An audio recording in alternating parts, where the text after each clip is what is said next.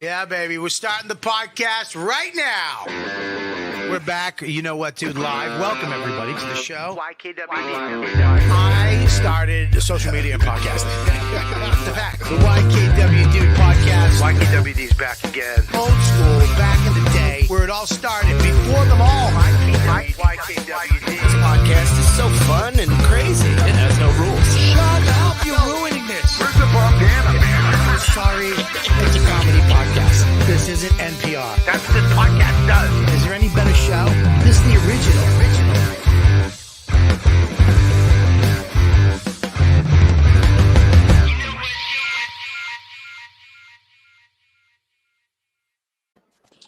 You know what, dude? Welcome back to another episode of You Know What, Dude. You know what, dude? Hey. I should do it with an English accent. Hello, I'm Bobby. And you know what, dude's back for another week. And we got fantastic guests on tonight. This evening, I'm going to take a couple shots, but it's going to be well worth it for my fucking fans, the Ladybugs. So let's give it up first for my dubious friend, Jim Norton. Hello, Jim. You should call it, you know what, lad? If you're gonna do it with that accent, you know what, lad? You know what, lad? Yeah, you know what, lad? You know what? Speaking of cunts, let's introduce my next guest, Rich fucking Vos, the cunt. There's no need for that, and there shouldn't be any hostility throughout this show because there's no. Doesn't Norton look like silly putty? Look, you want to stick him on the comics and see. Well, there wouldn't be anybody in this room. Why am I getting it? I didn't fucking say anything. Pluralized it. What was I going to do? Just attack him? Well, just don't fucking lump me in with him just because you look like silly putty. You look like one of those cushions on the couch behind you. Did you see how quick Norton came back? It was amazing. Without even blinking an eye, like he's in an audition. He came Listen, can we stop, Voss? This is what you're coming in hot like you always do. Yeah. Can we stop, Voss? Sure, just hold up a book.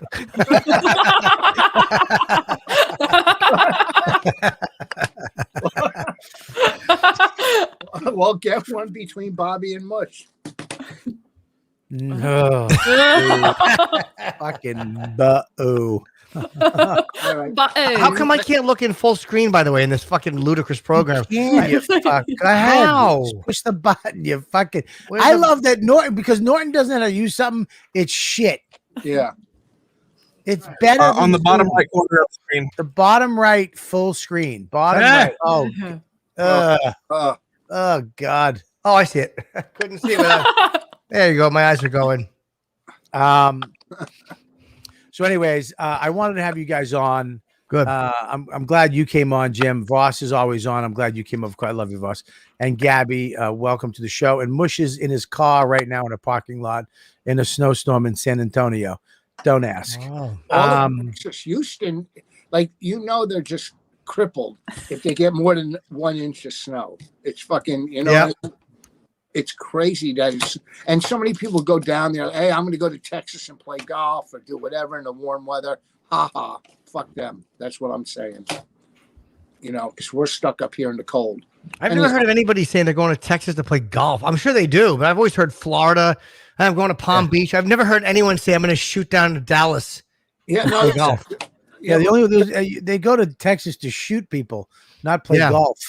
Or I don't know. A lot of them move down there to help their careers, but the thing is, a lot of people do go to Texas to play. Can we just get it out, boss?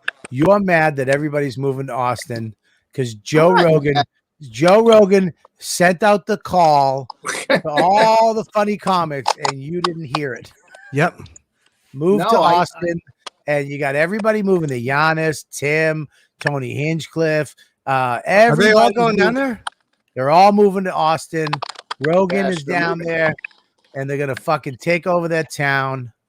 And Voss, are you making noise? What is that noise? No, that's not me.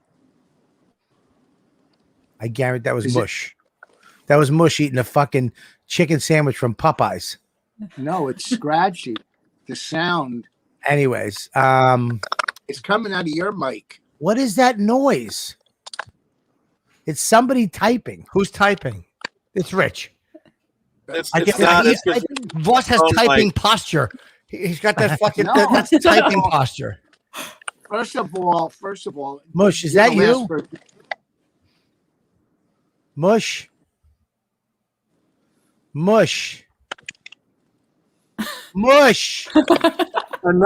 his boss is on his phone mic, so that's where the clicking noise is coming from. Who's talking on his phone? That's the only mic I can use on my phone. You have it's a year into a fucking pandemic. Yes. And you have a computer with a microphone, a professional microphone. That's right. I've seen you use it. And you fucking always use your stupid phone. No, that's where you're wrong. First of all, you told me to use my phone because it comes in better. Second of all, the computer doesn't pick up Boneyard or whatever fuck you're using. Boneyard.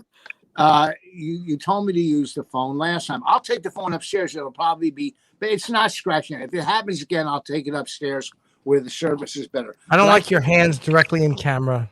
Your finger is offensive. It's offensive to all little people all over the world. It's like Hervey Village has his corpse. That's what Voss's finger looks like. And they have the same hat. I wish they had the same gun. Bobby, they have the same career. Bobby, you went bathing suit shopping today. Were you successful? You know what? This is fucking out of line that you're bringing this up because I brought this up. I brought this up, Jim. Here, this is why Voss is such a piece of shit. He's just Jersey trash.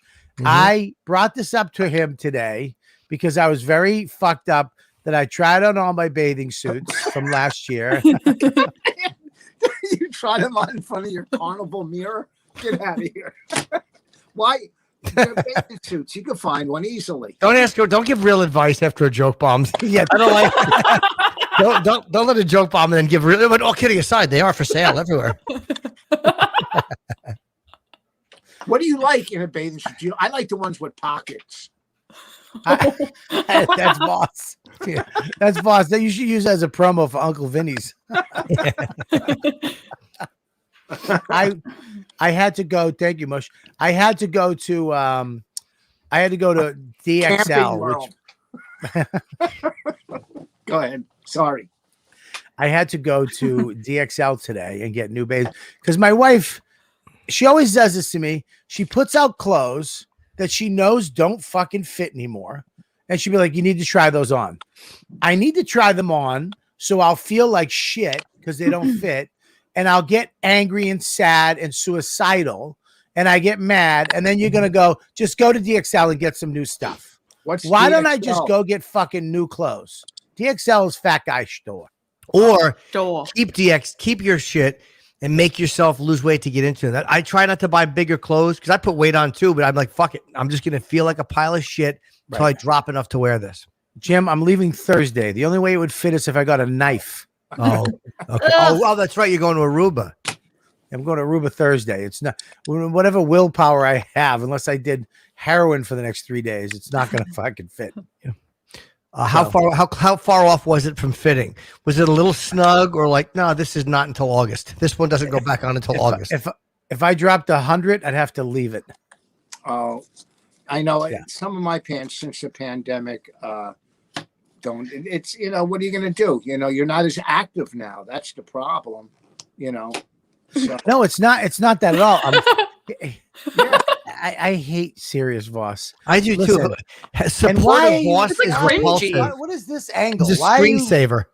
Why are you like over here? Can you just go in the middle? It's fucking a year into a pandemic, and you still don't know how to do this. Exactly. Act like you're on the road and just go in the middle. Oh, how did you not fix it? Yeah. There you go. So I'll tell you, I was watching the Patrice O'Neill documentaries coming out the 19th. Yes. This week. Do not watch the first airing on Comedy Central. I was told to tell people, do not watch the first airing. It is a edited version.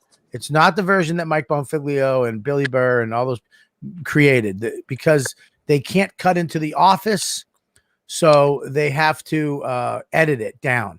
Watch the digital version on the digital platform or watch any other airing of the documentary, which will be the full doc that they made. So How long is it? The Like full when doc. they air the full doc on Comedy Central. Is that never or just not? No, doing- every airing after the first one will be the full one. That first night they can't cut into the office because of money and whatever. You know what I mean? Yeah. But watching the doc, it really fucking scared the shit out of me. Because I last year I really put an effort into losing weight. I lost almost 50 pounds. Wow. I went from 336 down to 289. I was working out and doing great. And then I fucking took this addiction for granted again. And, Thanksgiving rolled around and I wound up eating, and then I wound up eating again. And then by now I'm so afraid to step on a fucking Are you scale. back to where you were or no? I don't know, Jim. I Wait. don't even want to look. Did I you- don't even want to look, but I feel like I am. But then when I watch this documentary, I'm like, one of my friends is dead. The other one had a stroke. The other one had a heart attack. The other right. one's fucking, 60 fucking 3, and has anxiety and chest pains. The other one, is never going to die because he's relatively good. Just physically looks like he's dying. Wait, did you say 336? Yeah. All right, hold on. Are you playing those Doing numbers? math? You're doing the numbers of my weight? If you win, I want half. No, but when you lost 50 pounds, how long did it take you to lose 50 pounds? About 4 months, right? That's all, roughly. right? 4 or 5 months, yeah. Yeah. So after you get back from Aruba, have a good time in Aruba, and then just No, No, you don't need to have a there's good time in Aruba. I'm not having a good time in Aruba. I'm not having a good time. It started today. I watched that documentary and I couldn't. I had to keep stopping it. There's so many moments in that doc. There's a couple things I never knew, and I actually talked to Patrice's mom today for a while. God, do I love talking to her. Yeah. She makes me laugh so much. And she, I asked her a couple of the things. I was like, is that real? Did that happen? And she's like, I'm pretty sure it did. Yeah, it happened. So these, everything in the documentary is legit and real. It wasn't created for some storyline. Because there was a one moment in particular that I just was blubbering. And, he knew. He knew it. Yeah, I don't know if I saw the moment you're talking about. I watched the first few minutes and then I perused it a little bit. I haven't sat down and watched the whole thing. I watched pieces of the whole thing. Yeah, I sat down and watched the whole thing. Bobby's saying he knew it kind of is like saying, well, a drug addict's saying, oh, well, I know there's not a good ending to this. You know what I mean? You say that about your set. It's what it's what I wish Norton was here so we could fix the lighting in my room. So when but knowing it and being in denial, and rationalizing, you know what I mean? Yeah. Is a whole different thing. It was, yeah, I know, but see, it's just, it's just a scary thing that he tried. And for the last couple of years of his life, he really tried. He put the effort in. He was a vegan for what? 3 years. 3 years he was a vegan. Oh, is it 3 years? Jesus. Vegetarian, not a vegan. Vegetarian. Well, even still, I mean, to cut out, but you could be a vegetarian and eat cake and pie. But if you're a vegan, you're not eating cake and pie. And he was a vegan for 2 years, maybe a vegetarian for another year. So. Okay. Yeah. Well, whatever. Crazy. Anyways, I don't want to talk about all that sad shit. I want to talk about, it just brought up so many fucking stories When with we were him.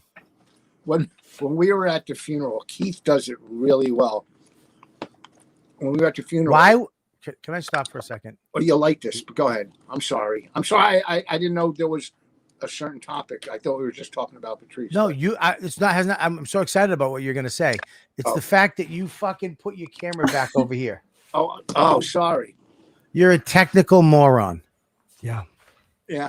Yeah. and you're still there. Why can't you put it in the middle? I mean, just why?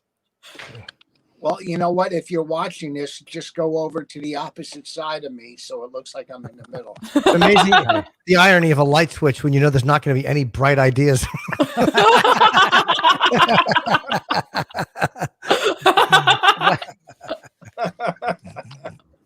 What? What? See that little rope behind you? Can you hang yourself with it? Well, at least one of us can. And we're standing after the funeral I guess in the back in the hallway. I think it was Will, Keith. You might have been there. And Rock is sitting there going, "You got to eat your vegetables." Like we're fucking all like half fucking crying and depressed. And Chris is standing by the coffin giving health tips. I know. Fucking Keith does it. It's so funny. Got to eat your vegetables. And I'm like, what the fuck? You remember the time? Do you remember the time when we did the O&A virus tour? Yeah. Do you remember how fucking terrified you were when you got to the thing and the show started? And as people started getting out, were you? Maybe you weren't, Jim. I was fucking terrified every show. Yes. Because of the lineup. And I always had to go up after Patrice, which made me sick to my stomach. I mean, it's like they loved Patrice. All the fan base, the O&A fan base loved Patrice. They fucking loved him. I mean, they embraced him and they shouldn't have.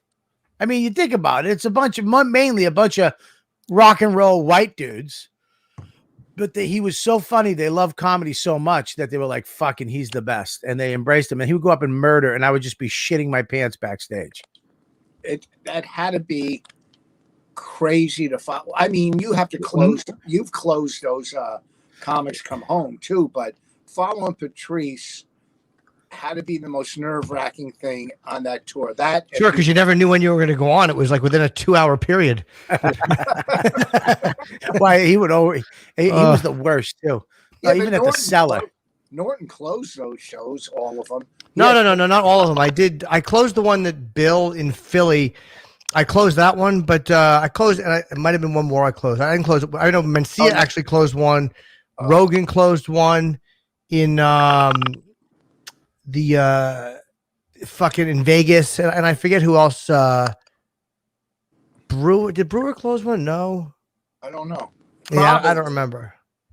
I didn't even know Rogan did one, and I remember Mencia because he went out to booze and then turned it around, and they liked him by the end of his set. That was New Jersey, yeah. That was at the Garden State Arts Center. That was really impressive because the promoter said you have to have Carlos so he can help pull in tickets. And we liked him. I mean, this was after the whole scandal, but we still liked Carlos. And he killed, man. It was impressive to watch a guy who they were starting to give a hard time to. Starting? Yeah, they I mean, booing. They were chanting. Yeah. They were chanting booing him. And then he gave what he would do, which was pretty fucking impressive. He would give a speech and then get them on his side and then go into a joke. You know, he would, you say that and give some fucking monologue that they would listen. And as soon as he got him to listen, he would tell a joke and get him to laugh. That's right. And he did that a couple times. And then all of a sudden he fucking was killing it. So you got to give it up. Yeah. Did Dane Cook close any of those or Jay Moore? Dane was never on them. No, I mean, I know. Dane was doing 20,000 seaters at that time by himself. I know Lewis Black and Brian Regan closed 2 of them. I don't know. Did they? Yeah. I remember the bus. I think Brian Regan or Lewis Black had their tour bus there. We did 2 summers. They were so much fun. All of us. You got to go get on your headphones. You got to go get your computer, sign out, and It sign back in. sounds terrible. That clicking is fucking killing everything. This is going to be a great podcast, but it's your clicking is killing. Yeah, Just it sounds sign like- out and come back in. Well, Sounds let like me- your turtle feet walking. Yeah, Clicking. me and Norton will carry the show till you come back. Don't walk us upstairs. Sign don't have out to and walk sign upstairs. back in. I'm going to go upstairs and see if I can do this on my computer. No, can you just do it on your computer and Have not you ever see wanted if to you see a can do it? camera go backwards so badly? The fact that he's making us go through this real time It's kills crazy. me. Yeah, it's crazy. I Just know. hang up. And I'm not Hang up even. and call right back. Hold on. He's afraid Just that hang you won't up. answer. Hang up. You There hang you up and just sign back on your computer. Well, you don't hear the clicking now. That's why I'm. We hear it now. We We do. still hear it. It's awful. It sounds like your little fingers on a keyboard. Yeah. Oh, Sounds like a velociraptor is typing. We hate it. Are you putting on your headphones that aren't plugged into the phone that you're on? they go on my computer. He wants to Okay. make a seamless switch because he's afraid that people won't answer for him when he calls back. Of course, we're going to answer. Why would we not answer? We, All right, well, please, how many reasons do you need? Why would we not? do you have any Patrice stories that you remember that I don't think that is there's any your I didn't- favorite? You know, most of them are hooker stories. Or What? You got watching hookers it with him? with Patrice? Yeah, of course. Yeah, of course. In Brazil. Watching him make that girl have an orgasm and squirt. Oh God, I was holding her hands. Yeah, well, and she was like laughing, and then she came, she gushed. I was in awe of him when he pulled that off. I was in awe. Dude, I was holding her hands because she was like, please hold my hands, because she wanted something while she had an orgasm to squeeze. Yeah. And she dug her fingers into my hand, and I was like, I have AIDS. I have AIDS. I just got a hooker fingernail into the thing she jerks guys off with is in her blood is in my finger now. I'm dying of AIDS. You know, I might have thought I had AIDS too. I went back to one of those places that I would go to, and I had sex with. Hang on one second, Gabby. Close your dumb Yeah, mouth I while know. we're talking. Why is your mouth Jesus open? Because she's like this. Oh, Because you guys say insane shit, and then yeah, my your face father is a naturally- rock star of Oh my! huge My magnitude. dad probably has killed hookers for all I know. But I'm just saying that my face is gonna naturally react in shock when you say insane shit. Control it because it's freaking us out. Because you look like the girl that will take away careers. What were you saying? no, it's just I had sex with a girl in a brothel twice with no condom. Yeah, I was a fucking I was a baller twice with no Yeah, fucking that's what bag. that is. 2 days in a So row. is Like, I she. really liked her. And I found a picture of me, and like I fell in love when I was down there. I fell in love with a girl. And I was like, fuck, did? What do you mean? marry her and move What her do you mean back. what do you mean you fell in love? I did. I fell in love. Fabiana, her name was. I fell in love with her. I thought she was amazing. And you wanted her to be your girlfriend back here? Yeah, it wasn't realistic. It wasn't realistic, but she spoke English. A lot of girls didn't speak English, but we didn't even fuck. We just hung out. I treated it like just dead. You know, I had got laid a couple times down there, but most of the time it was just, and there was that little kid who began with an A. And I remember Patrice loved him. He would come around and we would give him money. Arjuan, his name was with an A, I think. Yeah, the and little kids. They would all come around Patrice like the fucking mayor. But the one kid, we would always give him money, and he was like a sweet kid. He would just kind of hang out like outside that place we would all eat. And I remember driving away and us looking back at him as we drove away. It was like a movie, like where the kid is getting far away in the taxi cab rearview mirror. And he was really depressed about that. It was sad. Yeah, well, yeah, because the big chubby black guy was fucking paying his bills for a week. No, Patrice was sad. I mean, Patrice was Patrice sad. was sad. Oh, Yeah, okay, yeah. Patrice watching the kid go in the rearview mirror because he was really trying to help him. Yeah, that was Well, our that's first time. That's one of the parts of the doc that really got me too, the kid stuff, and you know, and did you see the doc?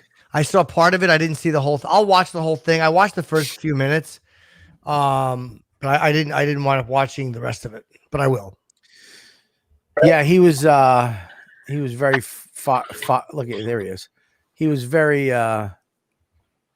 We were talking about the Patrice in Brazil with the Oh, little boy. kids. I can. Oh boy, he invited me in this room, and he just started laughing at me.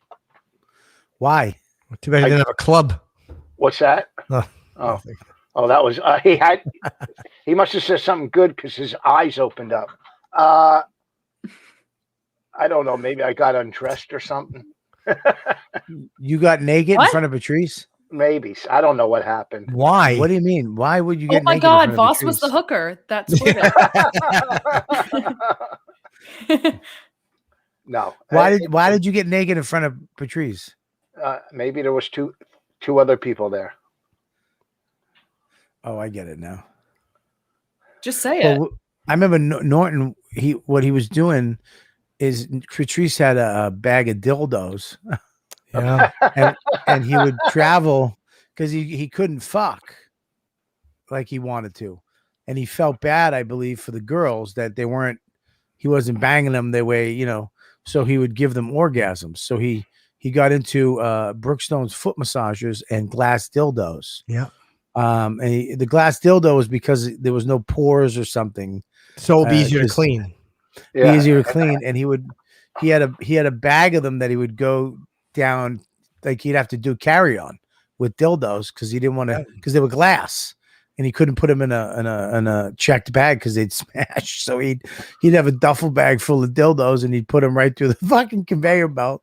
Yep. And I just remember seeing the X-ray lady's face just light up, and he would just shrug his shoulders like, what are you gonna do? Yeah. And I was talking to his mother today about all the stuff. She took all his stuff. She has all his belongings, like everything. She went to the house and the furniture, the posters, everything. She has his ashes. And I asked her about I go, what happened to the dildos? And she was like, oh, Lord. She was like, I found a suitcase full of those things. A big metal suitcase full of vibrators and dildos. I threw them out. Oh, did she throw them out? She threw them out because, she found it was. She goes, they were in the big metal suitcase, like a dildo spot. Like a dildo spy. So when she was going in and cleaning out the stuff, she opened up a suitcase and there was just a bunch of dicks in it. Oh. Is there a way to put a picture in this room or no? Yeah, there's a way you can share down the bottom where it says share. Remember when we went Bobby, did you go the first time we went to Brazil? Were you there? Okay. I did not. Yeah. See, the first time we went, we would go out to these restaurants and we would have like lobster tails this big. It was, besides all the sexual stuff, the places we went were unbelievable. Yep. And Norton will remember this. We used to sit outside in this cafe, me, Patrice, Norton, whoever. Helpe. Mia Pataka. Helpe was the disco. Yeah. And Mia Pataka was Mia the cafe. Pataka. It was right in front of it, right? Yes, Mia Pataka. Right in front of you. And these little kids got so attached to us. There was, we used to give them money, get them something to eat. Yeah. And they were heartbroken when we were leaving. Do you remember who I'm talking about? There was I just told that story. Yeah. It began with an A. Began with an A. Something. Yeah. Arju. I can't remember his name. Yeah. And the tall, skinnier one out of all of them. And they used to sell peanuts out there. So I don't know when. What do you look? What? We're talking about the documentary, Patrice. It's Bobby and Norton. Who's what? It's Gabby. It's Gabby. Nobody recognizes her. Oh. Come in and say what? My wife couldn't recognize you. No, because he's not on full screen. Okay, why? I don't know. Come here. Tell him to Don't. That's why I don't let her in my room. So I love that you switched up what we were talking about. So we were talking about hookers in Brazil. Well, and you switched it up. No, we're talking about the good times at the cellar. And helping children. No, but I'm saying it's just the whole idea of the whole vacation. And, because in the day we would just sit out and have cappuccino or coffee. And it was the whole trip was cool. And there was a long flea market out there along the water, so yeah. I don't, it's not always the whole thing wasn't just sex. Well, me and Keith had a big argument because I fell in love with this girl. Like, I love this girl. It was like, I wanted to bring her, and Keith was like, shut up. And fucking, we got into a real argument. Patrice had to mediate the argument. And it got into a bigger discussion of what is your fantasy? Like, you just want to come down here and fuck, but he wants to meet somebody. We had this long. You sure the argument was it really a girl? No, I didn't do that on those trips. I was too nervous. That's so surprising to me that you wouldn't do that.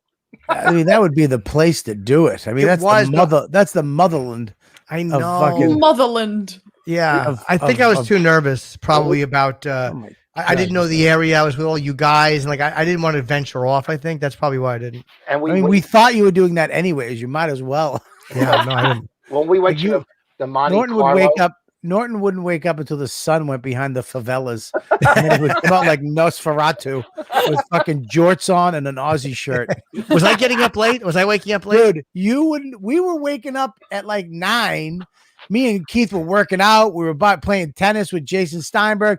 I remember me and Patrice went to the beach, and Patrice just sat on the water and let the waves come up like a little kid. And fucking, we had lunch. We went for rides, and you would be nowhere to be found every fucking day. And as soon as that sun went behind the favelas, the mountainside, Norton would come out. What's up? I'm hungry. And we'd be like, where were you? He was sleeping. Norton's actually go to the beach and we think he's sand. It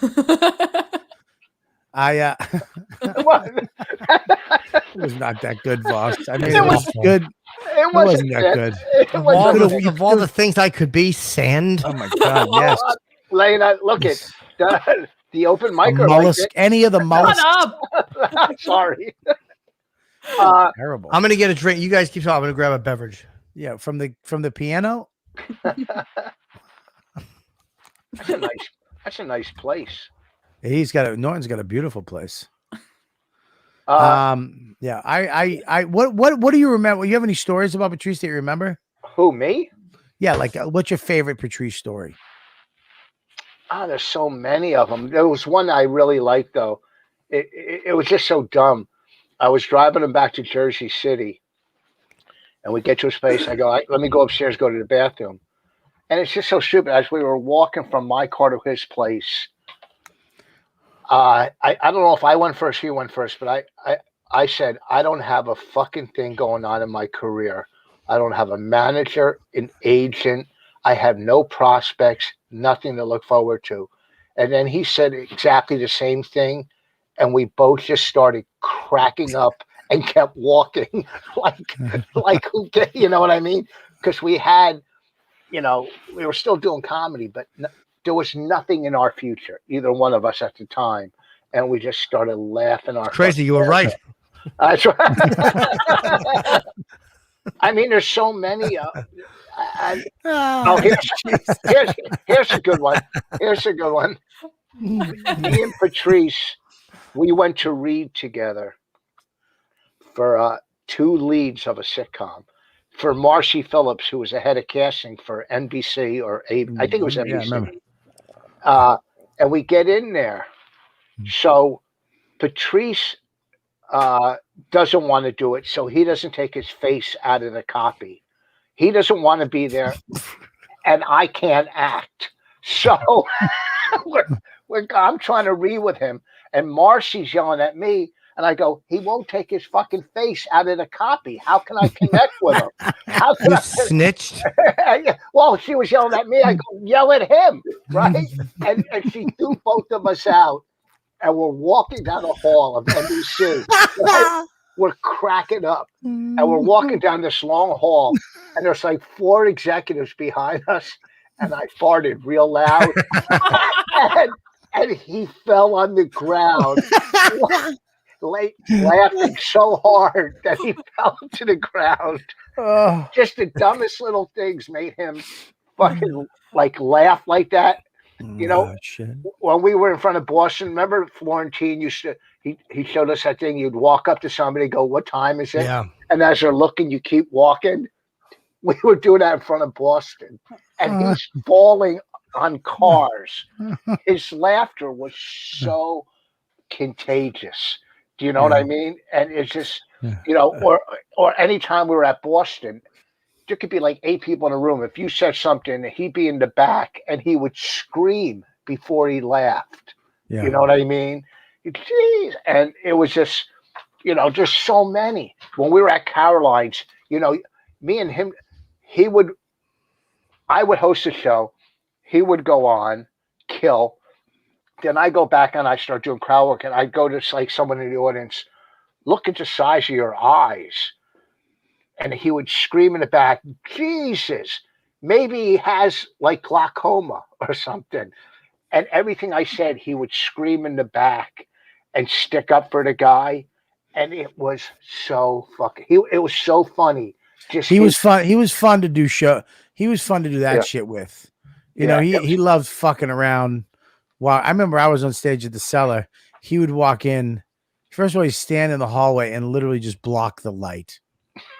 So as soon as you felt the light just go away, and you're like, oh God, he's watching me. And he would stand there, and then right at the end of every punchline, he'd just shake his head.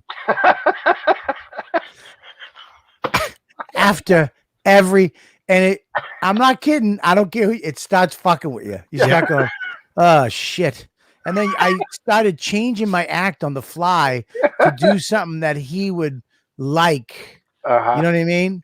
And then he would just, and then he'd walk through the room as slow as possible. Literally, everybody's like, oh, there's fucking Patrice in the middle of my set. And he would just stare at me, and he'd just shake his head and then go pee, come back, stop in the middle, look at me, shake his head, and then go back. And then he would stand in the hallway again. And then I'd tell a joke and get a laugh. He'd be like, good job. And then he'd fucking leave. Fuck him. Oh, dude, he was having a fight with this comic outside stand-up New York. Yeah. I forget the kids. He moved to LA. I swear to God, I can't. Greg Wilson. Greg Wilson. Yes. Yeah. I like Greg. Yeah. Oh, yeah. He was fighting with him. He was fighting with him. And then, like, Patrice this kid was losing his mind. How Patrice was just tormenting him and beating him down. And then the kid walked down, crossed the street, and yelled out the N-word to Patrice. And Patrice said, I knew he was going to do that. Patrice started laughing. Patrice might have even done a countdown. Patrice, let's be honest, guys. I love him. Yeah, but a lot of people didn't. Yeah, that motherfucker. We were in studio one day in O&A, and he just beat me down. He went after my Rolex, saying. Then he started trashing I had a Porsche, and he's calling me inconsiderate, saying my car stinks. I mean, he really beat me down. I left there furious. So I was out of my mind. So I was out of my mind. I was so mad. 2 days later, I looked up the price of my car new versus his car, and I sent him all the differences, how my car was better than his whatever he had. And I sent it, texted to him. He calls me laughing. He goes, you're still thinking about this? Right? Like, he would just tear you to pieces, fuck you up, and then, like, it was nothing. You forget about it. Like, you're driving with resentment and anger that, he called me selfish for having a Porsche, yet he was driving like an Escalade that ate up more gas and whatever. And he would never get Easy Pass, by the way, that fucking piece of. I remember going in to see with him, furious. I'm like, what are we doing? What the fuck are we in this line for? And he just thought he was a casual pimp who didn't need to be clocked by the government. I was like, what are you doing? I was so angry at him for that. I fucking hated that too. He was the worst driver I've ever sat in a car with. Worse than Colin? Colin's a hunk of shit behind the wheel. Colin stinks behind the wheel. He's dumb, but that's because he's his age and his fingers are too thin. Patrice, Colin holds the wheel like this. He can't get his little fingers. He actually has to tie one of his little fingers around it. Yeah, but Patrice would drive so fucking slow. Yep. It's so fun, and he would stop at every piece of ass on every corner and he'd pull up and he'd just be like, it was assault. It was fucking assault. He'd just be like, yeah, roll down the window, yo, what's up? Let me, you got a nice bum. What you doing? Let me lick your coochie. Let me get you. I'm like, what are you fucking? But here's the thing. They would laugh. He was charming. If I did it. Yeah. If I did it, I'd be fucking arrested. If he did it, look at those little fingers. Boy. Yeah. Oh, the fucking little hand. Yeah. Look at that wrist just goes into the hand. There's no separation of hand and wrist. Yeah, he could say shit that nobody could fucking say. Yeah. There was there's so many funny times. Just standing out in front of Boston till 4 a.m, smashing each other. People yelling their heads out the window. They're trying to sleep. They would throw ice on us. Yeah, it's fucking. Remember, they would throw ice. We'd be in front of the cellar, and they would throw ice on us. Years later, I found out that was Ava, Manny's girlfriend. Would throw ice on us. I remember when Tough Crowd, though. If you look back at Tough Crowd episodes, Patrice was the meanest person in the fucking world. He would be so mean to fucking comics from LA. Or he was mean to us. Yeah. But he was people would start talking and you felt the joke. It was just, they were just trying to say the joke they wrote. Yeah. And it wasn't conversation. They were just trying, and Colin would be like, what do you think of that? Well, and he would just be like, ugh. He really pushed Dom Irera the wrong way on that show. Oh man! Ron came into the cellar after one of those shows, and he goes, "That fucking cocksucker, fuck him, I hope he dies, fuck him." Patrice came right after me. He's like, is Skinny still mad? I know he doesn't. He's in the moment, and then once it's over, he just moves on to the next victim. Didn't oh god, Jeff? Oh my god, from fucking Jeff Garland. Wasn't he addicted to Jeff Garland on the show too? I think he was. He made shit. He said something. He's like, "You're on an improv show." Like he was really rude to him, and I think he felt bad about it. Afterwards. He felt bad years later. He felt really shitty about a lot of that stuff. Me and him. I mean, went after Dat Fan, and like 3 years ago, I felt so bad. I emailed Dat Fan on Facebook, just because he's one of the greatest. When you guys attacked Dat Fan on Tough Crowd, it was one of the fucking greatest things ever. But he attacked. I mean, I remember Sue Costello was trying to get jokes out, and he was just telling her to shut up. I mean, it's wild. It's fucking wild what he did to other comics on fucking television. Being friends with him, though, was like being married to an abusive drunk. Like you always have to explain it to other people. Like, no, you don't understand. He's not always like that. He's, That's it. That's exactly it. Being friends with Patrice, why are we fucking commemorating him? Why are we doing a documentary? He was literally mean to all of us. Dude, he would have done literally for any of us. He would have done one benefit, complained about his fucking spot in the lineup, not stuck around for the picture and left. That would have been the entire thing. And went too long. Yep. Do you remember?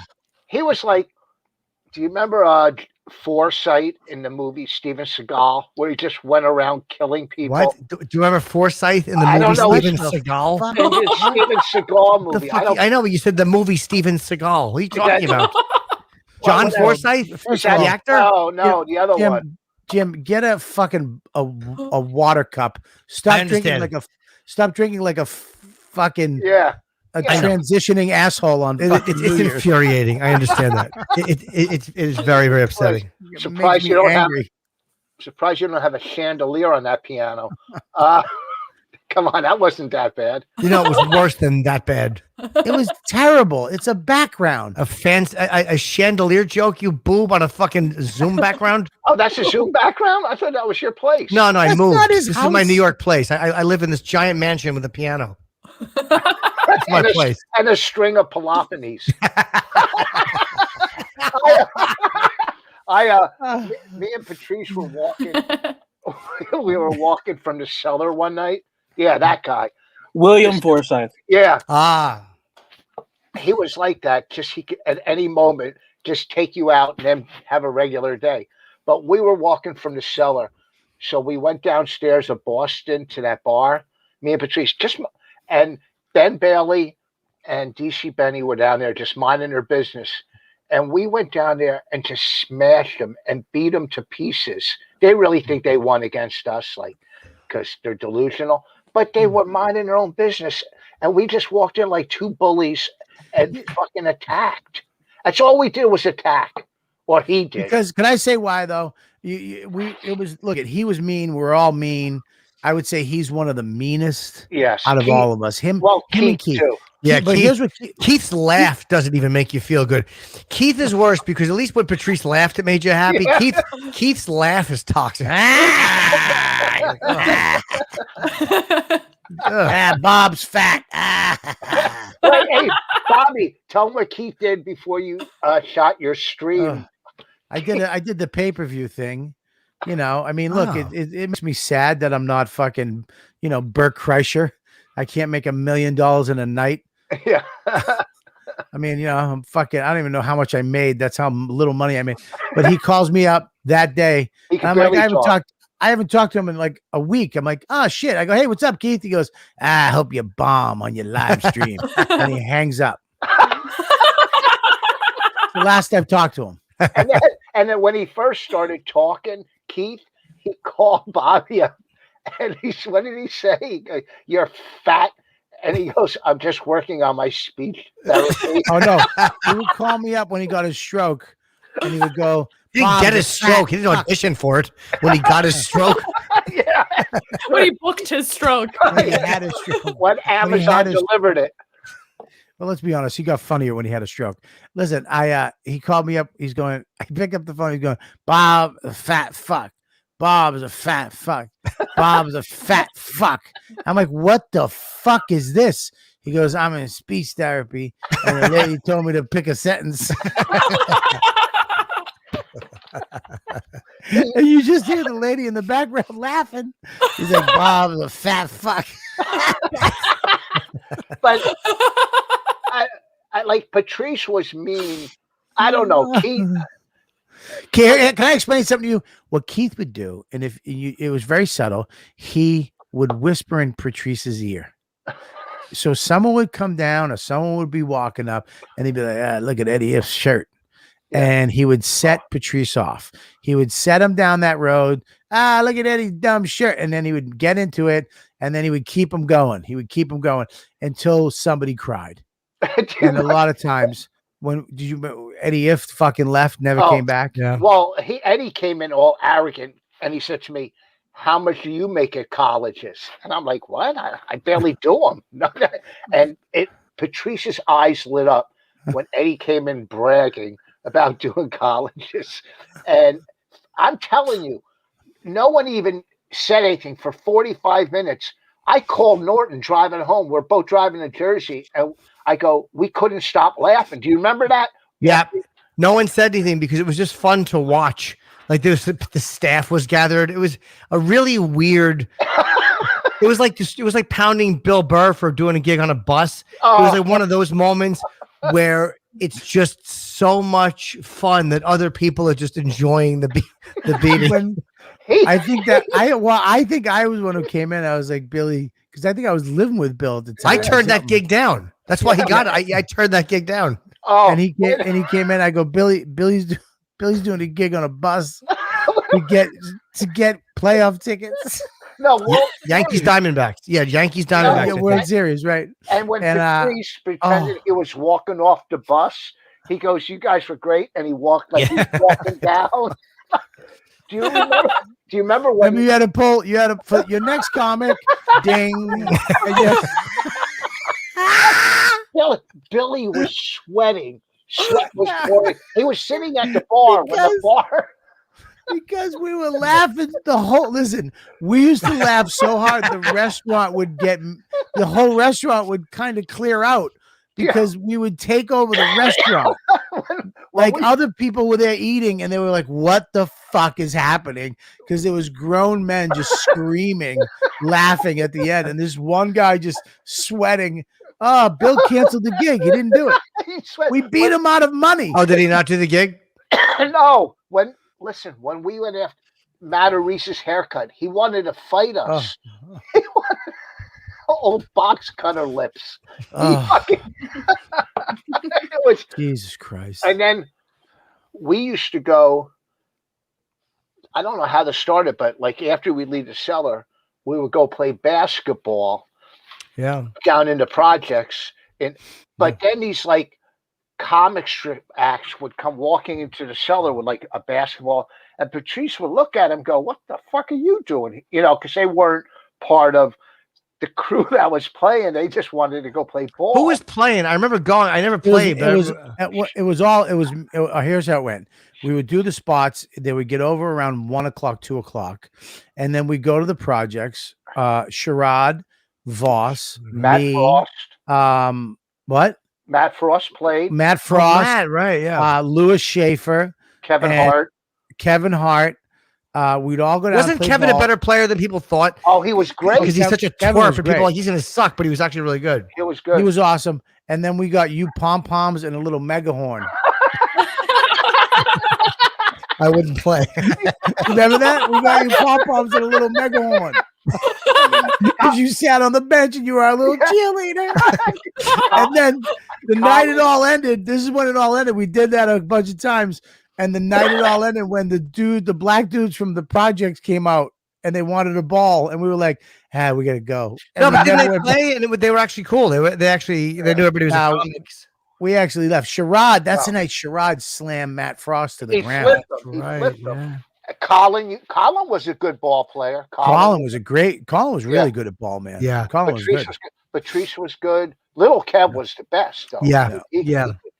Well, remember, Norton, we used to have that building at 520 43rd Street, and they had a half-court basketball inside. That's and right. we would all go in and play there. I never worked out there, though. I first tried working out. I first tried in that building. I remember they had a steam room there to shut down in that building because guys kept sucking each other off in the middle of the night. Just they would go down there. Really? Yeah. Oh yeah. They had an outdoor terrace that was awesome. That's where we had my wife's birthday. That's right. Remember I took all the pictures? Oh, I gotta find those. This fucking asshole took the camera away from me. It was all Dawn's friends and Norton. Okay, because he lived in the building and he's part of. We love Norton, right?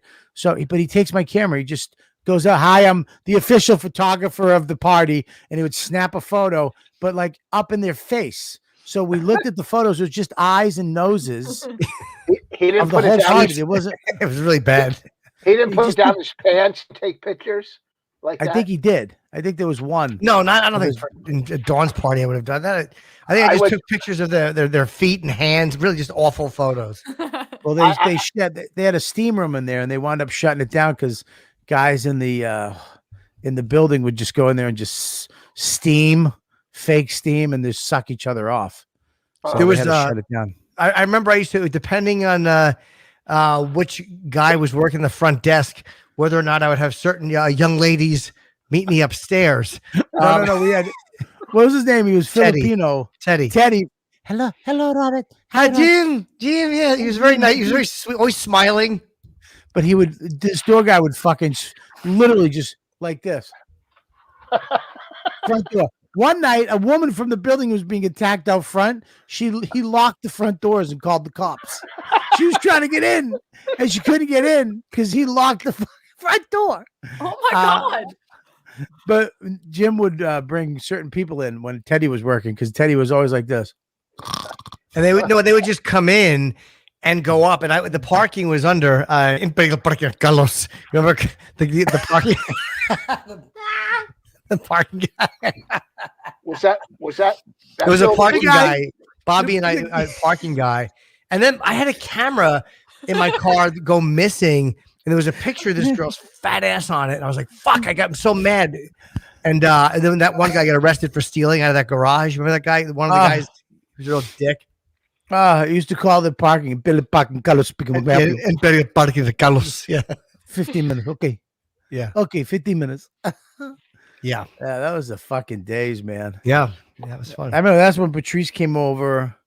He would come over the house. We used to play video games all the time. Remember that shit? Yeah. Yeah. Never played You were on the video games. fifth floor. You're on the fifth floor, right? I was on the 5th floor. Then Patrice would come over. We'd play video games until like 3, 4 in the morning. I remember it used to piss Dawn off. And then Patrice went to Europe. Remember, he wasn't making it here. Right. Yeah. He was not. He was just his whole career shit the bed here, and he just went to England. Yeah. And he somehow ignited his career again. He Because met a they girl loved there. him. Melanie. It was He met Melanie. that girl there. Melanie. Yeah, Melanie. She was like fucking 8 feet tall with freckles. She was And the- sexy though.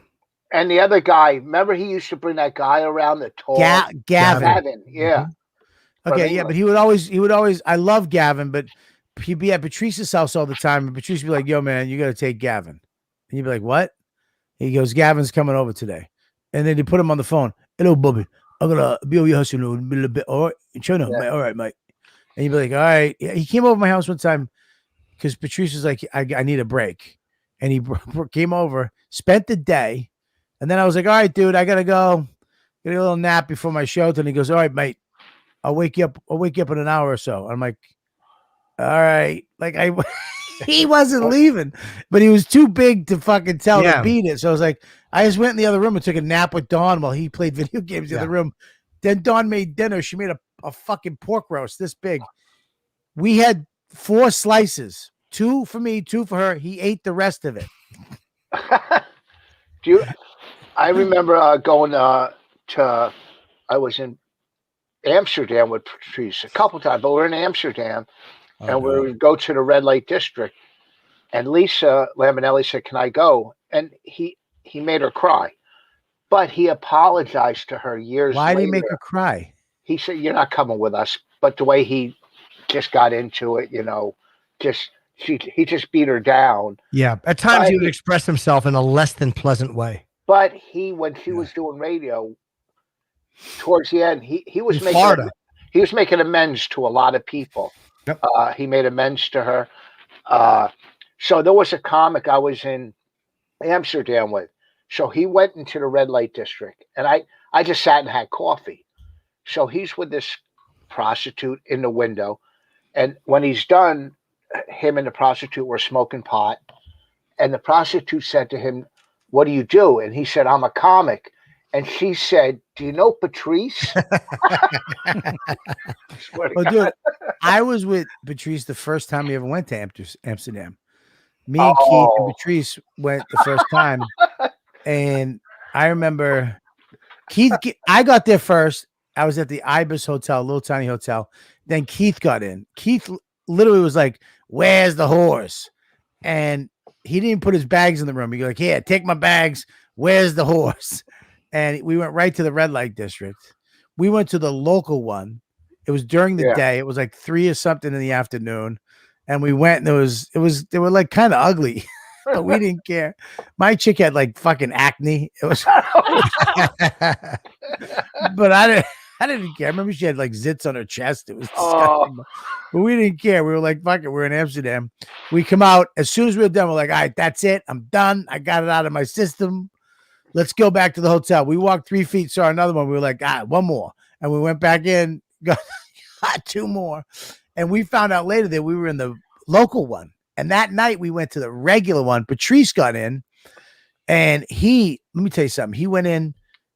I mean, dude, it was so crazy. The red light district in Amsterdam is so fucking nuts. It looks like Christmas. It's like where Santa lives. Yeah. It's all lit up. The canals. And all these women in these windows. Like you're like, shopping. I can't I can just go have sex with that girl. And they're like waving you over. And then I remember Patrice, he would go into one place and literally less than 10 minutes later come out. I'd be like, "How was it?" "I didn't come." "Why?" "She wasn't the one." And he'd walk around and go to another one. Come out. That wasn't it. Come out, go to another one. She wasn't it. He was going in and taste testing these chicks' vaginas. He was fucking them for like a couple minutes going, "Nah, this ain't it," and leave. And I remember we were getting annoyed with him. Finally, he went with this older Dutch woman. And he was in there for like 15 minutes. And he finally comes out and he was like, woo! And you saw the old lady fucking stuck her head out the window and turned her side fucking closed and just went back in. They were both sweating like they just fought each other. Tell them the story about the pads when you were. Oh, God. That I still feel fucked up about that. Because I never been out of the country for a show. And I mean, here I am with Patrice. I did my first road gig with Patrice in Philly for Dave and Buster's. We drove from Boston to Philly. I mean, the first time I ever did that, you know what I mean? And wait, Dave and Buster's, the food place that like that weird like restaurant that's got like basketball and shit in it. Exactly. Oh, so we did Dave and Buster. They have a theater in there. They have like a little tiny theater, and they had like a comedy club. So me, Vinny Favorito, and Patrice drove to Philly and did this room. And it was the first time we're on the road. And I got this tattoo. I remember I got this my first tattoo. Him and Vinny and Patrice were like, yeah, let's get tattoos. And I picked mine off the wall and I'm in the chair and I'm like, guys, you get your tattoos? They were like, we're not getting a tattoo, you fucking idiot. What was your tattoo? What did it say? I'll show you at the end of the show. I'll show you the tattoo at the end. We're doing an extra 10 at the end for Patreon members. I will show my tattoo at the end of the show. Okay. But I don't want to fucking hear it. Okay. I was muscled into getting this fucking tattoo. And then we went to a massage parlor. Oh. And I remember we went up to this is my first time at a massage parlor. We walk up the stairs and a little Chinese lady opens the door. She sees me, Vinny, and then Patrice is behind us. And she goes, closed. She shuts the door in our face. And we're like, what the fuck are you talking about? This place is open until, 3 a.m. Right. So we knock on the door again. She goes, no, closed. Close. And then Vinny looks back at Patrice. He goes, Patrice, you mind stepping outside for a sec? And he was like, you racist motherfuckers. And he left. And as soon as he left, come on in, quick. Oh my God. They didn't want to fucking give Patrice a rub down because he was 400. He was like 6 something. They didn't fucking have enough hands. Right. So I remember that we got massages, but we went to Amsterdam. I remember when I went the night before I left, we were doing these theaters, and it was so I wanted to get a nice outfit for Friday and Saturday night, and this is when slacks, black slacks, you get black slacks and those the polyester shirts were in, the button down polyester shirts. Sure, 1976. Yeah. Fuck you. You had them. You've done them, right? Yeah. So, anyways, I went to this little place on 8th Ave, and I bought black pants and a black shirt, all blacked out. I thought it was going to be great. So we get to the hotel. They check us into a boutique hotel, artist hotel. Look, we go to the room. It's a fucking square. It looks like a prison cell. There's 2 metal bunk beds. There's a drain in the middle of the room. The bathroom doesn't have a shower. It just has a toilet and a drain where the shower thing is. And there's a window this big that opens up into an alley where all the whores are. So if you open the window, guys would be peeking their heads in, thinking that it's a whore. Like they could see it. So Patrice and Keith are like, this is bullshit. I remember Patrice was just lying on this bunk bed. Couldn't even fit on this thing. And he was just like, we got to get out of here, man. We got to get out of here. And Keith is like, we had a folding table, like a card table from the 50s. That was our table with metal chairs. Keith calls the guy up. Fucking, this is bullshit. We need a hotel. And the guy was like, well, hotel is an hour outside in the country. You will not be near a red light. It's nice, but it's so far away. And I was such an ass kisser. I'm like, I'm fine here. I'm just going to stay here. They're like, you fucking phony piece of shit. You're coming with us. I'm like, no, I'm going to stay here. I'm fine here. This hotel is fine for me. It was a shithole. So they took him out to the hotel in the countries. It was 15 minutes away. The guy lied. It was right outside the city. It was on this beautiful land. They had 2 floors. They had a fucking baby grand piano on the first floor. They had a pond in the back with fucking swans. They had an upstairs, and it was the most insane hotel, like house. Fucking, they were having a blast. So they come back and pick me up. I put my outfit on. This is a room where you had to leave your key with the guy at the front desk. It's like one of those serial killer hotels. You had to leave your key with the guy. But I fucking forgot that I didn't realize that I bought bell bottoms. So when I stepped outside into the Amsterdam sunlight, it looked like I was wearing an evening gown. It went from here black all the way down and then swooped out at my feet. You couldn't see my shoes. That's and you didn't hear the windows were up and the van pulled up with Patrice and Keith in it, and the guy Franz, who hated us, didn't laugh at us 1 second since we've been there because we were such cunts. Patrice was just throwing their money, going "fuck yeah, gloopa gleepins." He was throwing their change on the ground. Yeah, clapping gloopins, stinky, fucking get a quarter. He hated us. All of a sudden, the van pulls up. I'm out front. I'm so scared of what I look like.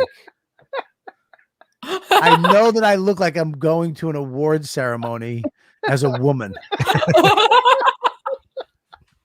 And the van pulls up, and Patrice and Keith, all you hear is this.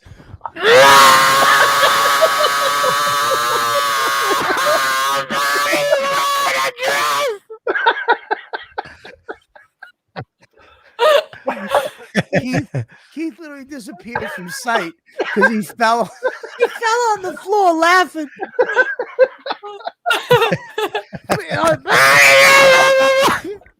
Just trying to roll the window down and go, "Bobby, you wearing it? What are you wearing?" They made fun of me. They smashed me. Were you embarrassed?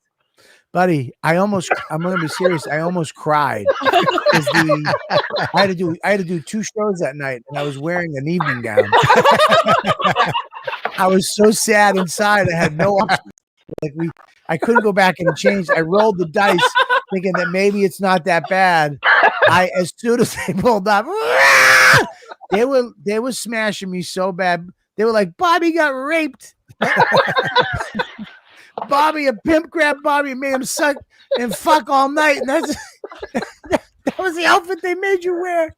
It was so bad that the guy Franz was laughing so hard he had to pull the van over on the side of the road because they were killing me. And I was just looking out the window like this. And I swear to God, I almost teared up. Wasn't that the worst? Sometimes you try to just wait it out. Like they'll get tired, they'll punch themselves out, and just sometimes it wouldn't happen. Yeah. You can't fight back. You can't fight back because you can't fight back. You just got to take it. You got to take it. And I've been in many situations where it was hurting so bad inside. I mean, physically, like hurting, like, "Oh God, please stop." And they would not stop, because if you said something that made Keith laugh or Keith made Patrice laugh, it was like getting punched. It was like getting punched. It was like getting beaten up. They beat the fuck out of me. And then I had to go on stage. Oh, you could hear them. I was on stage and they were laughing off stage. You could hear them just going, "I wear a dress." And it was so fucking mean to me. So mean to me. It was so. Anyways, I walked into the cellar one night and I had like a little fever sore on my lip, and they all started banging on the table, yelling, "Vos has herpes." The whole cellar. Kevin, Patrice, Keith, I think Norton, they're just banging, yelling, "Vos has herpes." And Keith is the one who starts it. Keith started it, not Patrice. Fucking stupid. Keith is the one who starts it all. He starts it all. And he steps back in the cut and he lets us attack, and then we're the assholes. And that's why I can't believe how many people like Keith Robinson. Nobody should. Well, it's funny because once in a while, a guy who doesn't know him will get mad at Keith and think they're going to figure out a way to upset him. And it's like, you're never going to win because he's Teflon because he doesn't give a shit. So somebody would come at him and go, that's fucked up. Blah, blah, blah. Shut up.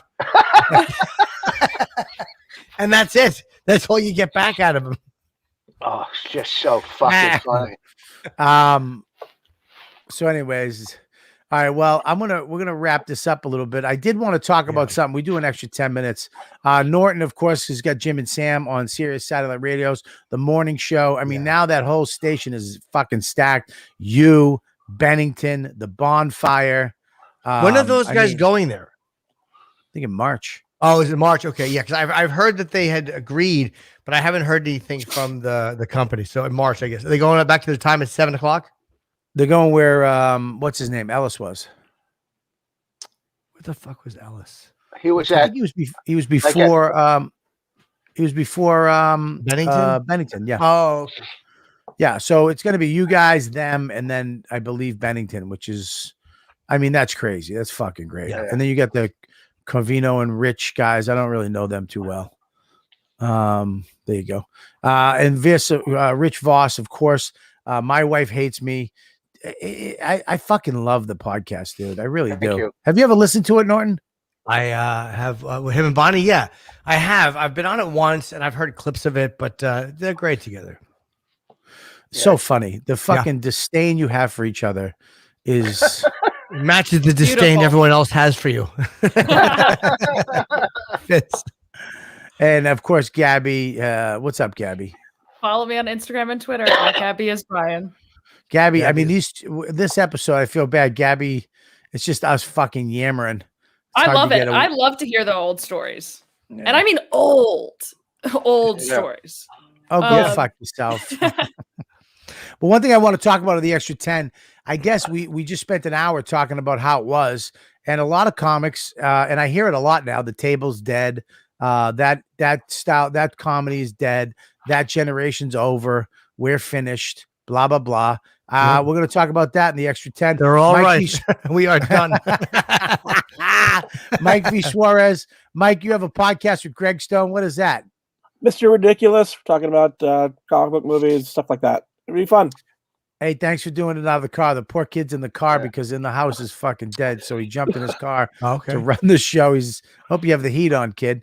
I want to thank the Ladybugs, but you know what? If you're a Ladybug, stick around because we're doing some more time with these two fuckheads. And join. You can become one of these Ladybugs too. You can become a Patreon member. Patreon.com/Robert Kelly. All things me are up here. YKWD. You always get it first and unedited, and the extra 10 only goes to Patreon. Coulter and Kelly. That is Tuesday, Wednesdays, Thursdays, Fridays. And Friday's show is only on Patreon. And then Saturday night, the jerk off party, the JO party, where we let all you guys who are Patreon members come in, hang out, and talk to us and have a good night and have some laughs. And sometimes I scream at you, but it's fantastic. You guys, I want to thank all the Ladybugs that are doing it now. We have to read the names, Mush. You don't have them, right? No, I have them. Do you have them? Here. We can Right do here. them next week if you don't have them. Oh, they got them right here. Oh, guys, if you can help me with this, I read the names of the Patreon members, the new ones. You ready for this? Okay. One sec. There we go. And here we go. 1, 2, and 3. One second. And 3. And we've been mushed. I got to make them big. I'm sorry. 1, 2, and go. 1, 2, and here you go, Jim. Oh, now. All right. 1, 2, and there we it is. Thank you very much. Right now. Yeah. Perfect. I did I did another COVID test today. What'd it say? Negative. All right, here we go. Oh, we only got 2? No, we got 3. I was going to say. All right, scroll up. Here we go.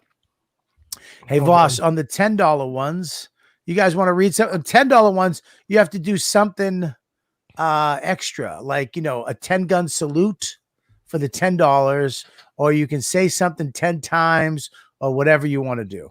So, Jim, you want to go first? Okay. Who's the first guy? Grant Scruggs. Yeah. Cool. What do you got, Jim? Okay. Leave this Patreon and go to chips. Leave this Patreon and go to chips. Leave this Patreon and go to chips. Leave this Patreon and go to chips. Leave this Patreon and go to chips. Leave this Patreon and go to chips. Leave this Patreon and go to chips. Leave this Patreon and go to chips. Leave this Patreon and go to chips. Leave this Patreon and go to chips. You piece of garbage. All right. Well, let's try another one, Jim. And maybe what's the next one? Michael Brennan? Yes, Michael Brennan. That's a $10 one. Maybe we try something different this time. I hate your brother. I hate your brother. I hate your brother. Times 3 plus 1.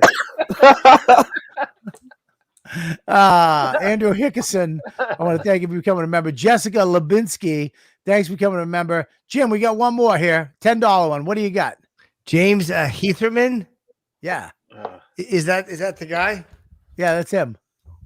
Okay. Patreon.com/Chip Chipperson. Patreon.com/Chip Chipperson. Patreon.com/Chip Chipperson. Patreon.com/Chip Chipperson. Patreon.com/Chip Chipperson. Patreon.com/Chip Chipperson. Patreon.com/Chip Chipperson. All right. Okay. Let's just.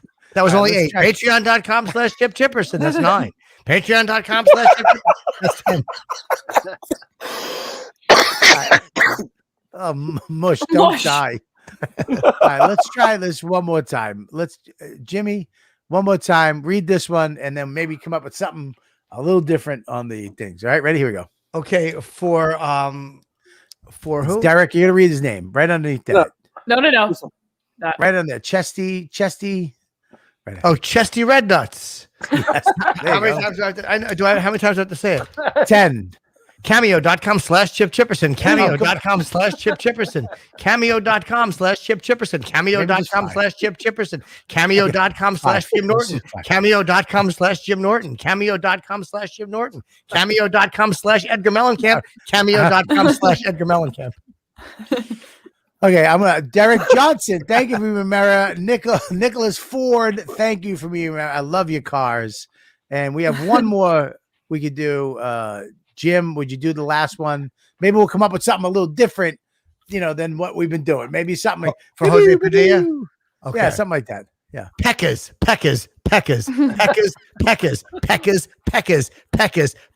Cameo.com/Chip Chipperson. All right. Robert Kelly Live for all my dates. I'm picked up in March. I'll be in Aruba next week. This week, I'll be in Aruba. Come on down.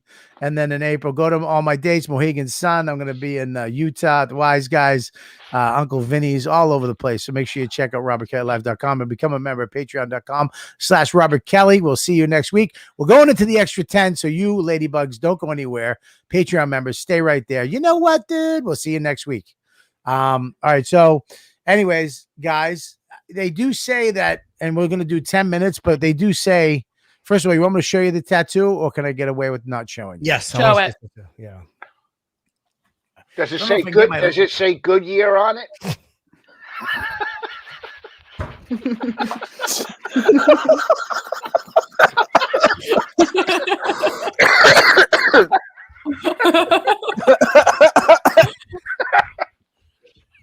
I don't know if I can get my leg up this high. He's next to a curb. Can you see it? No. Oh, shit. Can you see it? No, No. honestly, no. I can see a little of your skin, and you're pulling. You have to get your leg higher or the camera lower. Can you see it? No. Yeah, I'll take a picture of it. The hell? I'll put it on the screen. You ready? Yeah. Oh God, what's happening? I don't know. Okay, here we go.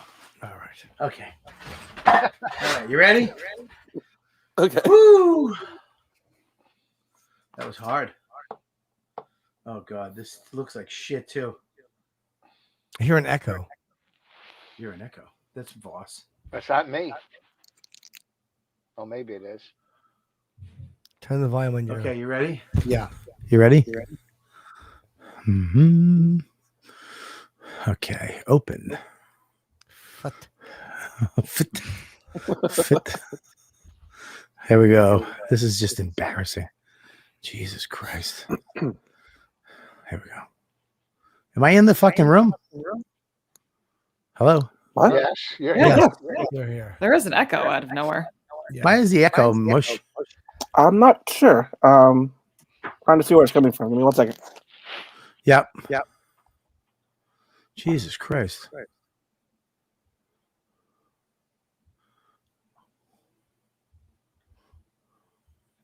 What are you doing? What's happening? Hey. Echo's going. Hello? Okay, it's gone. Okay. Okay, you ready for this? Uh-huh. Yeah. Oh, this is just terrible. Do you see it? No. Oh, what Oh. the fuck is it? Well, that's nice. It means it means Anochi. Destiny, life, and faith. A gnocchi? Oh. Ugh. That's a tattoo that those two assholes I got thinking they were all gonna get fucking tattoos. It looks like And some I- guy did it with Indian ink at a party. That's awful. It means destiny, Yeah. faith, and what else? Oh, it's Anochi. oh, Destiny, life, and faith. Oh, oh, fucking Oh awful. God. Isn't that terrible? And no, I Oh. don't shave my legs, Sarah. That's because my ankles are so chubby that the socks when they used to come up, they used to kill the follicles of hair. Jesus. You have crop circles on your leg. What a mess. you could get that. You could get that covered with a nice tattoo Yeah, easily. That's an easy one to cover. sure it is. I leave it just to remind me of that night. It's my first gig ever with Patrice on the road. You know, it was a terrible night, but a great night at the same time. You know what I mean? No.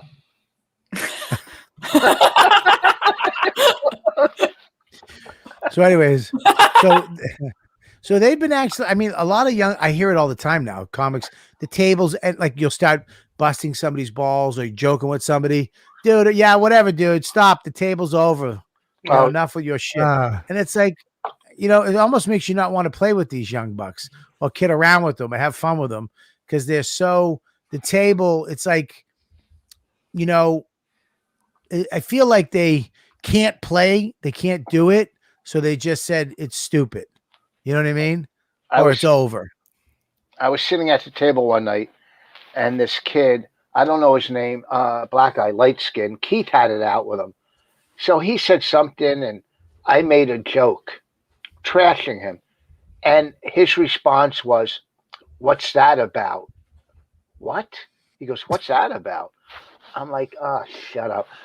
And here's the thing: if Keith is at the table, you're at the table, I'm at the table, Norton's at the table, Colin, even Judy Gold, even Michelle Wolf, Andrew Schultz, it's still the way the table was back in the day.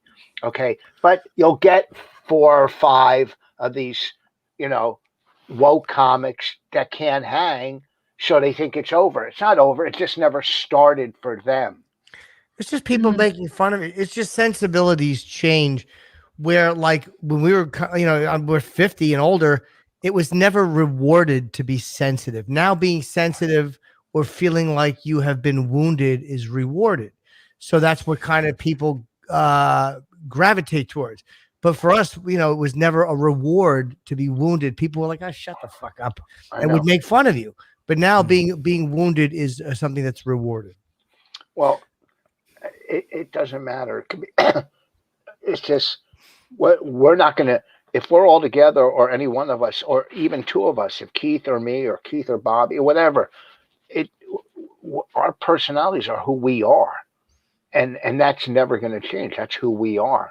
Maybe You know and also too, good.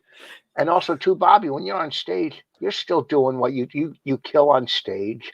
You're not doing, you know, what they think is comedy.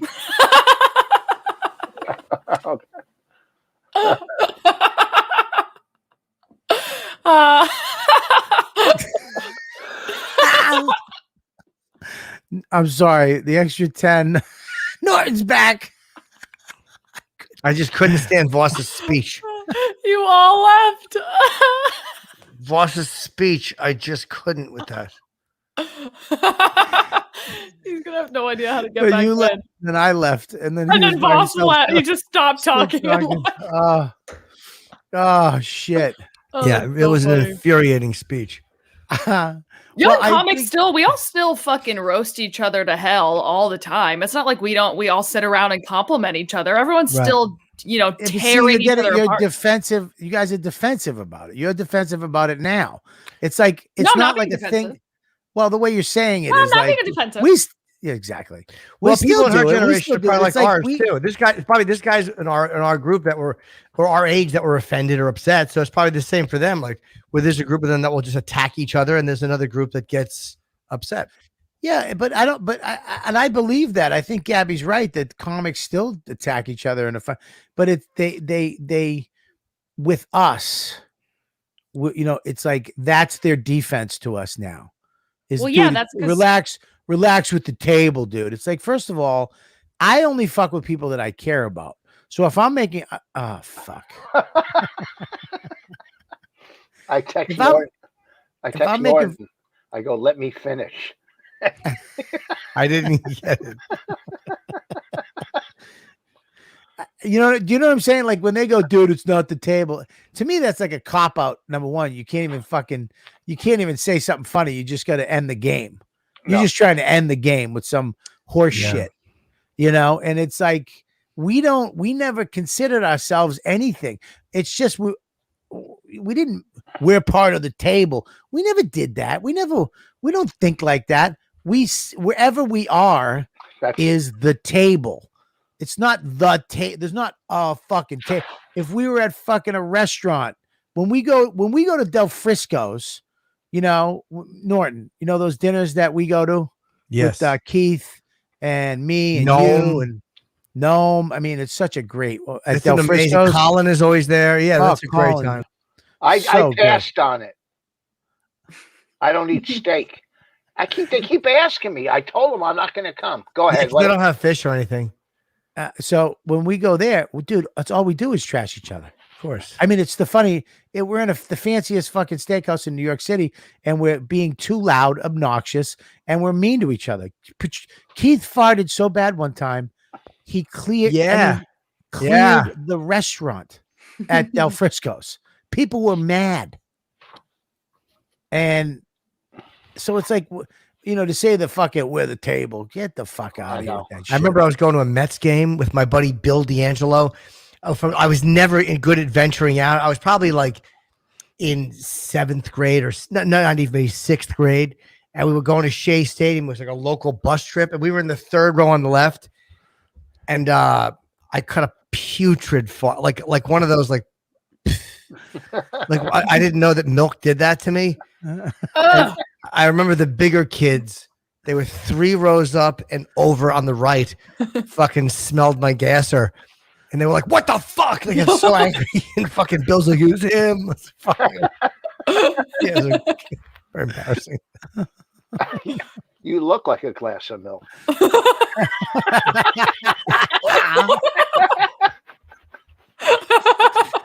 Greg Shepard said Bobby lied about the tattoo. It really means shrimp and lobster sauce.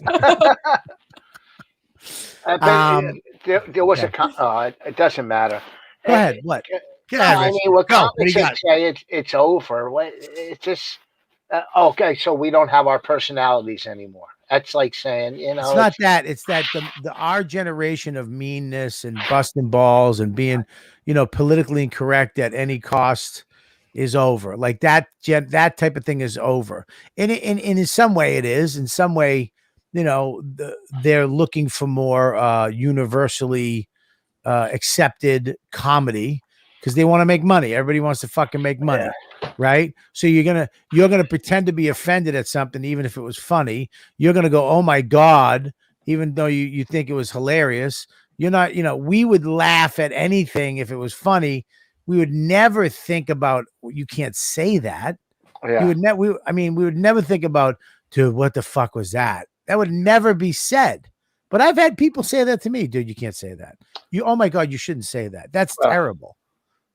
That's the mentality of Yeah. comics coming up now. And it's not because I think it's their thing. I think they were handed that. I told my wife I love her, and she goes, "You shouldn't say that." On Valentine's Defensive. Day. What was I going to say about? It's just you can't let. Look, I think he's right though. Norton might be right. We might be done. we're not done. We're just fucking. We are who we are. What are we waiting for? I'm in my 50. You're in 60. When do you think this renaissance is happening? We're finished. First of all, any one of us. Here's the Jesus thing. Christ. The bottom line is, you two.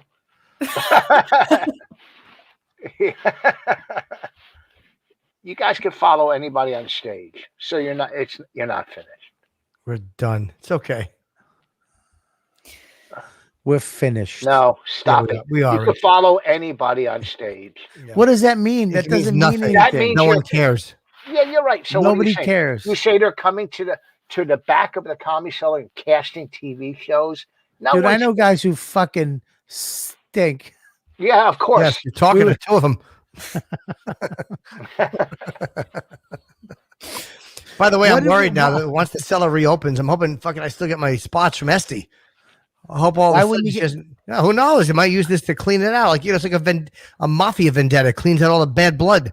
Maybe this is how they get rid of all the old comics. They wash us out. This is how political correctness and saying you're sorry is ridiculous. When Tom Brady threw the Super Bowl trophy over to the other boat, Rob Gronkowski. Yeah. the lady whose father designed the trophy, the lady whose she wants an apology from Tom Brady for throwing that because her father designed it. Well, fucking Gronkowski used it as a baseball bat a few years ago too, and put a dent in. Literally, one of the Red Sox threw a pitch and he swung at it and hit the ball with it, and there's a dent in one of the fucking trophies. But you know what I mean? The fact that someone goes, "I want an apology." So if Tom Brady goes, "I'm sorry," what does that mean? He should tell her to shut up. First of all, you didn't do it. Your father did. So mind your fucking business. He did it. And for what? It's a thing. It's a stick with a football on it. It's not exactly a fucking masterful design. It's not the fucking. It's not the Mona Lisa. Shut the No, fuck it's not. up. You know, Yeah, it's a thing that will hold a football. That's basically it. So and there's two guys here that can't. But what I'm saying is, what? Everybody wants an apology. I don't know. We'd like one for that joke. Yeah.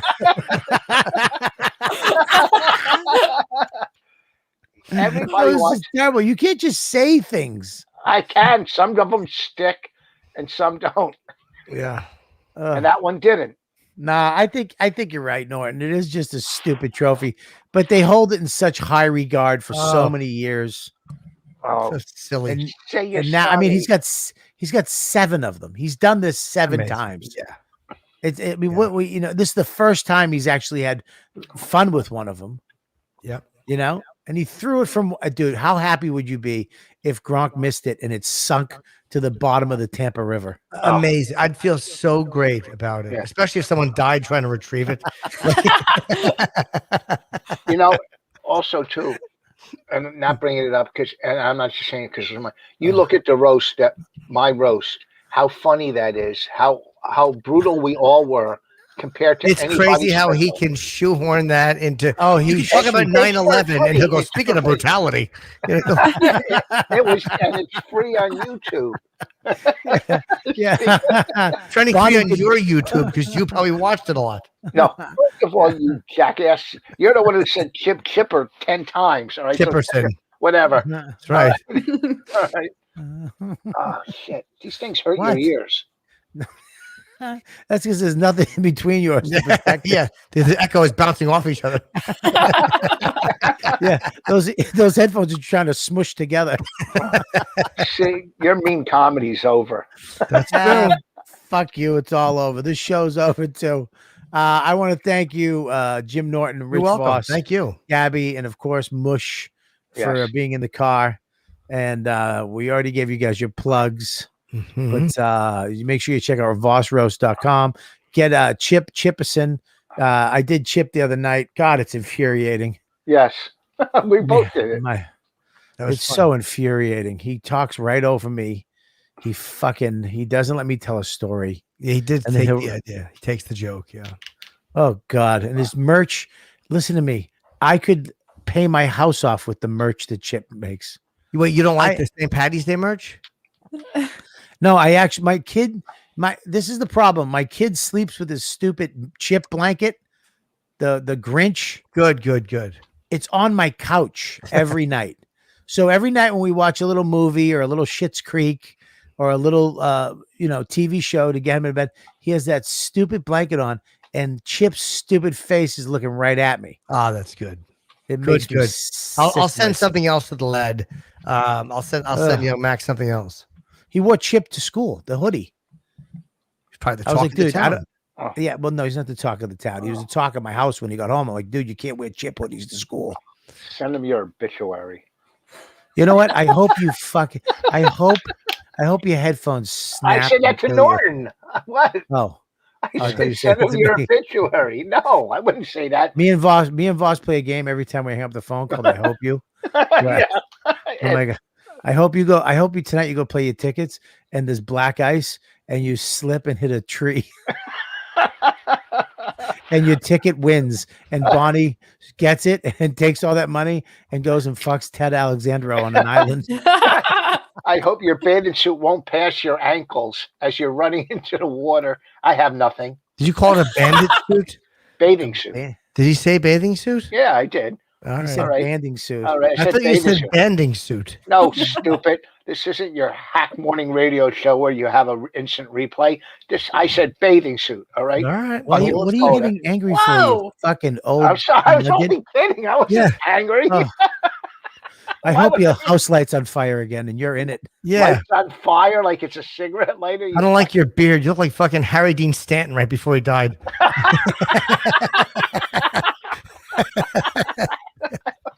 Yeah, you fucking asshole. He did say banding suit. You did. No, I Good for did you. not. Thank you. I said Yeah, bathing you suit. did. Abandoned suit. Yeah. That's right. You said bandit suit, you fucking mush mouth. You fucking idiots. I hope your fake teeth rot out of your mouth. And you can't afford to get new ones. Oh. Yeah.